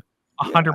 100%. I could agree with that. I think part of what it is people have to adjust what movies are theatrical, because it used to be that virtually every movie was theatrical, and now it's like things have changed to the point where streaming quality has gotten so good that it seems that certain dramas play better at home than they do on the big screen. So if you're going to bring people in to the cinemas, that's where the Mission Impossible movies, the Top Gun Mavericks, the really big Dune, like these huge, to be fair, what Platoon was saying is more or less kind of approaching the quality aspect of these big tentpole things. Tarantino and Villeneuve, Christopher Nolan and Villeneuve, for example, are doing things. Nolan even said this. He's not going to do a low budget movie ever again because he has the responsibility of having access to a massive budget. And if you watch the Oppenheimer behind the scenes, he did everything in practical effects. He's a believer that he can drive people to the theater if he can put an impressive visual display of filmmaking, which is AI can't approach at all, because filmmaking is a team effort and it involves a million different things, including cameras and editing software and all these things. But like that will drive people to theaters, but the movies have to be of good quality, like Dune, like Oppenheimer, even like Barbie, if that's your cup of tea. But like the quality is important, and I think that's what we were talking about earlier with standards. It's like I'm agreeing with everything you're saying, but I think part of what it is, like when you talk about what AI does and just the speed with which it does what it does. Yes. Essentially, if you combine AI with these, even though they're still primitive, the not Google Glass, the Apple Vision Pro, whatever it is. Yeah, the Apple dystopia goggles. Yeah. So what we're getting closer to in the next 30 to 50 years, probably sooner, probably 15 years, is basically the Star Trek holodeck. That's what AI is going to do in terms of filmmaking. It's going to be, you're basically going to walk into an interactive environment where everything is dialogue that you're having is being responded to in real time in an audio visual way. That's what it's building towards. That's an entire room of screenwriters. Yeah, that's a totally different conversation. Can't compete with the speed what that would take, because essentially, I mean, that's really what it's building towards. Is like if you were going to put yourself into a Star Trek movie, movies have a different meaning, because when you have a holodeck and you can go have a drink and do all this other shit in a holodeck, that's a different thing. So you appreciate movies themselves differently. Yes. It's like, it's the same argument that people had, for example, way back in the day when photography first took off. They were like, okay, well, painters are never going to paint ever again. And what happened is that painters were no longer constrained to have to capture reality. So in terms of what Rembrandt, in terms of what other people did with lighting, I mean, in terms of how they would paint pictures to try to be hyper realistic before they had photographs, it freed them to be abstract. It freed them, Picasso and other people, to do different things. And so I think with filmmaking, there's always going to be filmmakers. There's always going to be people that do it a certain way. You know what I'm saying? And it's like, I mean, honestly, it's like, the reason that these expensive sports cars like Ferrari and Lamborghini, why are they so expensive? It's because you only have 10 people that work on every single car, as opposed to it being mass produced. So it means something. So there's art in it, down to the stitching on the seats, because the same old guys were doing that shit for 50 years. And that's what filmmaking is going to become. I think it's going to be very specialized, and it's always going to have meaning in this. And people in some ways might even appreciate the art more, because you're right. There is something soulless and cold about machines that it's not there yet. And I think I agree. And there's some people in this space or whatever, who you know, fans of movies in general, some people don't care about the creation process. And I think a lot of people do. Like, so many people have watched the Lord of the Rings, the making of featurettes. People are aware, like Phil Tippett, for example, is like a legend. Like, if you are a Jurassic Park fan and you're having a nerd conversation about like your favorite movies and Jurassic Park comes up, you're going to talk about the dinosaurs, the production design. You're going to talk about what Spielberg did with, and Phil Tippett did with like CGI, like, you know, innovation. And with Peter Jackson, you're going to talk about how that movie was made and stop motion, and it's all, and just this goes back to Kubrick, and you know, the movie process is it's very important that we remain like this team effort, creative, brilliant, genius, like human project. And I totally agree with you. I think AI is scary, and I don't like that. I don't like the fact that I think in the future that what I just talked about, like being a nerd and like understanding how movies are made, that conversation is gone with AI. It's just, oh, this algorithm spit out something that I like. End of conversation. Like, that's really boring. I don't think that's a good future. I think that's a bad future. Yeah, no, and I'm hoping that people like the same reason that certain decisions get made that lead to these movies that, you know, from a fan perspective, everyone is lambasting. Yeah. Unfortunately, what's going to happen in terms of AI, in terms of these things and these algorithms, is it's going to be easier for people to make bad decisions. Yeah. Because there, you know, one of my favorite lines of dialogue of all time is something that I apply to my life, and also I think should also apply to anybody that's trying to venture into making movies. You know, it's Han Solo, you know, never tell me the odds, as he flies, you know, directly into the asteroid field. It's a perspective on life. It's like, it doesn't matter that someone's telling you that this movie's not going to work because all these types of movies haven't worked. My movie is going to work. You have to have that belief no matter what the genre is, because otherwise what happens is you stop yourself from making movies. Like, so for example, it's like, imagine if not only did, because of, you know, so many failed attempts to do the Lord of the Rings, like imagine if Peter Jackson, who had some box office failures before he even did that movie. Imagine if he says, you know what, I'm not even going to attempt it because you know, legend or you know, or certain movies in the fantasy genre didn't really work at the box office. I'm not going to attempt Lord of the Rings, you know. Or imagine if you know, they're with you know, Joel Schumacher and nipples on the bat suit. Like imagine if you know, they decide not to you know, make Iron Man. You know, saying, okay, like, you know, we have a star who basically literally, you know, got a rehab in jail.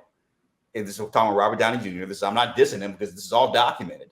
Yeah. He was a box office risk, you know, at the time that they made these movies, you know, but, you know, Jon Favreau was not setting the world on fire in terms of box office. I mean, people liked his movies. John Travolta in Pulp Fiction was a box office risk. Well, exactly. So it's like, you just have to have a certain level of belief, and then at the same time, you know, push forward. I mean, in Iron Man, so like perfect example, like the first Iron Man movie, which is still one of my favorites. In terms of the making of that movie, they had all types of problems with that script. I mean, Jeff Bridges talks about how they basically had no script, and they were constantly on the fly, you know, making things up. But there was a certain cohesion to the storytelling from every aspect of in front of the camera and behind that got them through that. Well, that's great writing. That is great, because Vince Gilligan sort of, you know, television, this happens. I'm assuming you would understand, like you would, maybe you can elaborate, but like television, this happens more often, which is off the cuff, spontaneous writing, characters like Vince Gilligan bringing back Jesse because fans liked the character. He was going to kill off Jesse, and then he decided not to. And to me, that's like part of, I don't know, just my understanding is like that's part of the writing process. Like storytelling is writing, and like, you know, figuring out a way to work Jesse into the story that doesn't ruin the story because he was originally written off, because it could easily have like broken the story, but they figured out a way to do it really well. That's great writing. I mean, I think. Yeah, absolutely. I mean, that's the thing. Is like some of the best writing. I mean, television basically used to be the place where, you know, in the 80s and 90s, it was looked down upon, you know, and then so many writers, like, you know, when you look at what happened with HBO and stream, you know, and what was cable then and then became streaming, had the opportunity to finally stretch. And then fans got to the point where they'd rather spend, you know, 13 hours with characters they loved than 2 hours with characters they only kind of liked. And that changed the nature of writing and changed the nature of filmmaking.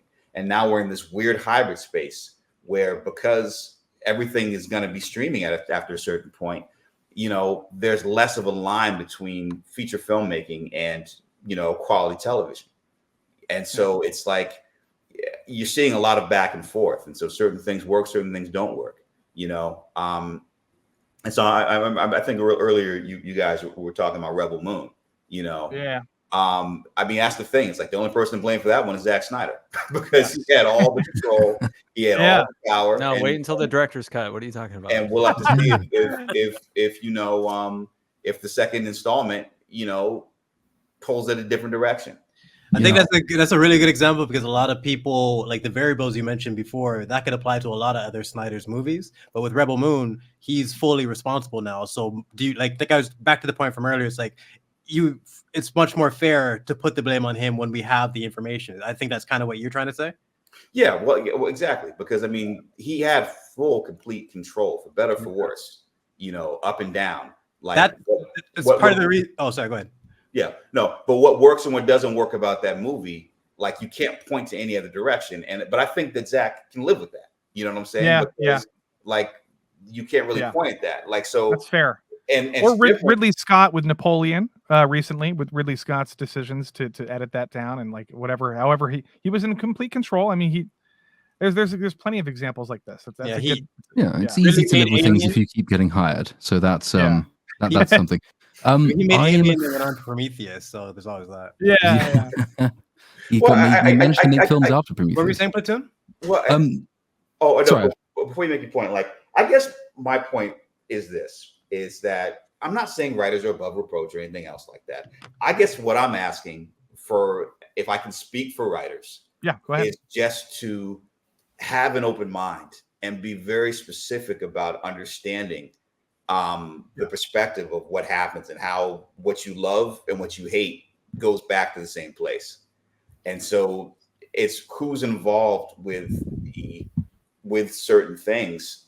It might not be who you think it is. I mean, it's no different than, like, you know, as a sports fan, I watch people like screaming about how certain offensive coordinator sucks, or how certain, or it's the same thing about how people will like say, oh, this DP sucks, or, you know, without really understanding that, like, you know, it was really on the gaffer. It was really on the decisions that were made. And now so many movies in color timing, certain things change that you don't know what the DP actually signed off on versus what happened in post. I mean, there are all these different things that go into this. And so you can always tell how people who don't really understand exactly how many things go into the creation of anything, when they say the last Super Bowl was a psyop, for example, as though you can actually make an athlete deliberately make the mistakes they make over every game. And then suddenly, if the Niners would have won, then suddenly it's not a psyop or something. Yes, exactly. It's so stupid.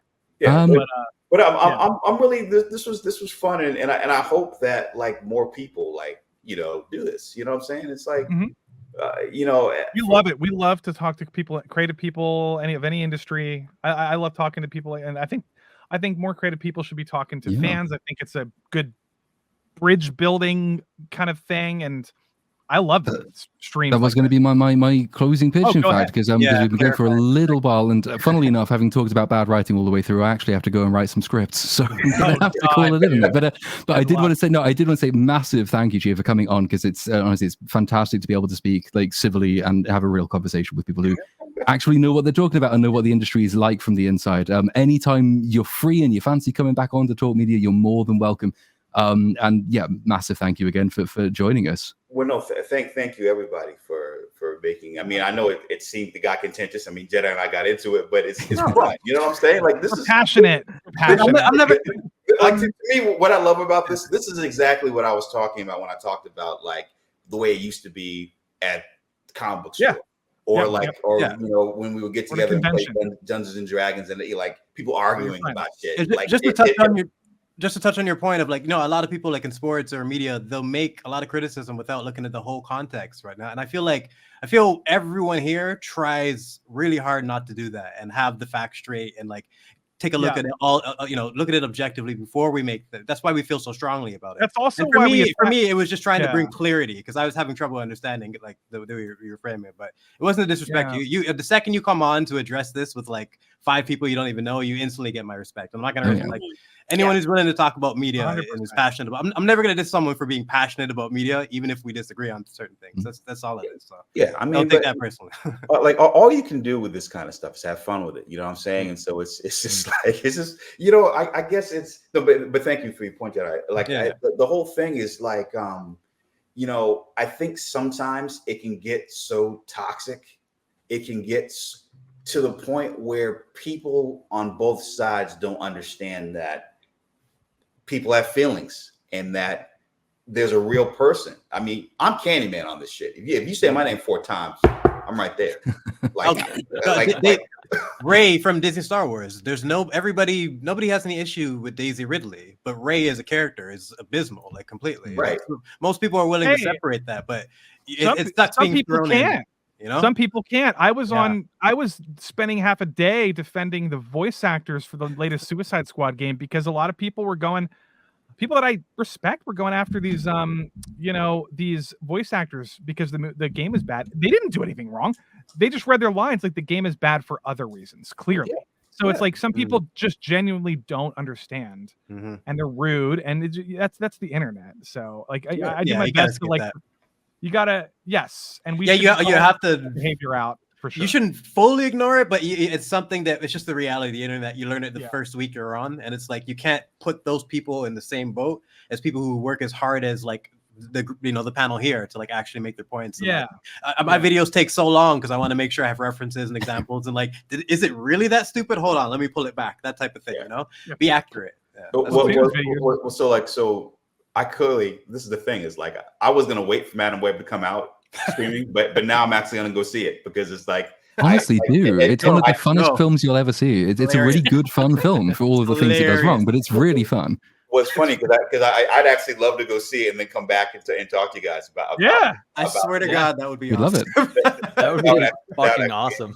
Yeah. Well, I've followed you on Twitter, so give me a shout anytime you want to come on and talk film. You're more than welcome. Oh, definitely, I definitely will. But also, like the movie that I did see this weekend that I loved was One Love, the Bob Marley movie. Oh. The thing that was interesting for me, like I wrote a version of that movie 20 years ago for Warner Brothers. That is one of my probably best script I've ever written. And, but I'm glad that movie didn't get made because the decisions that they would have made casting wise back then, if that movie had gotten made 20 years ago, it would have been Madame Web with Bob Marley. No.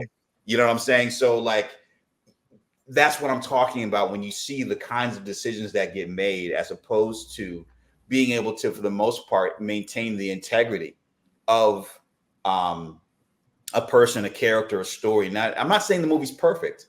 And, as somebody that studied, that had so much experience, I mean, because working on the movie, I got the chance to actually go to 56 Hope Road. I got the chance to go to Bull Bay and some of the actual locations and to also be around the Marleys doing that. And this is an earlier iteration of the movie. They made a completely different project, of course, with Paramount and the movie that got made. But what I'm saying is that like it can go so wrong, so many different ways. Just greenlighting a project too early with a bad actor, with a bad lead, is enough to tank a movie. I mean, and so what happens is that like so many different things that you don't necessarily from the creative perspective, from the creative business perspective, that don't seem like bad ideas in reality are terrible ideas, and they just don't really know it yet because they're thinking about box office. They don't really. No one still to this day really understands what a star is or why. Yeah, it's alchemy. Like there's certain ways people get cast, or like it's like. I mean, perfect example, like if you look at the career of someone like Colin Farrell has a leading man's face, but he never liked being a leading man. like, and so they would do all these huge vehicles for Colin Farrell, and he talks about like how it probably drove him to non-sobriety. But then finally, when he was able to kind of be like a character actor, all of a sudden he takes off and you see just how incredible an actor he is. Yep. I mean, True Detective, Banshees of Inisherin. He's amazing. You know what I'm saying? Like shit. Yeah. He should have got nominated for what he did in the Batman as Penguin. Oh yeah, he's fantastic. Well, he's doing it again. He's doing it again. It's coming out as a show, a TV show. Just wrapped filming. Yep, the other day. It just wrapped filming. And someone else that I love as an actor is someone like Paul Dano. Like Dano's great. Because Paul Dano was like, he's over the top in one way in terms of his character in the Batman, but then look at what he did in the Spielberg movie, in the Fable. Yeah, movie. he's so good. He's understated. He's so different in that movie. And Prisoners. Yeah. Actor, very underrated actor. Like one of my favorite examples of this, was like I remember my reaction back in the day to Jackie Brown, which actually I'm in the minority. I think Jackie Brown is a better film than Pulp Fiction. But when I saw Pulp Fiction, that was one thing. Jackie Brown was so different. I didn't really like that. It took me years to fully appreciate that movie and to appreciate the performance. So, for example, I thought that Robert De Niro, when I first saw Jackie Brown, was underwhelming. I see that movie now, and I'm like, oh my God, he's acting his ass off. Because what is he really being? He's being like this kind of slug, gone to seed that's kind of disconnected. And I'm angry at this character. Like, why does Robert De Niro? What the fuck? And then you see the movie now, you're like, whoa, that he's actually being what he was written as. So like, it's interesting how you revisit certain things, certain performances, and you have a different perspective on what it is and what they are. Yeah, that's true. Absolutely. On that note, then, I think we will call it a wrap. So yeah, I want to reiterate doubly, especially thanks to Cheo for coming on with us. The rest of you on the panel, you kind of, you're okay, but minor thanks for the rest of you. Doubly thanks to everyone in chat who stuck with us. I know we've got quite a lot of super chats we have not had time to get to. We will do a catch-up stream probably midweek. I've got them all saved, so we will get to them. But I think that pretty much brings us to the end. So a final thank you to everybody involved, and enjoy the rest of your evenings, nights, and mornings. Bye, chat. Bye, chat. Bye, chat. Bye. Adios.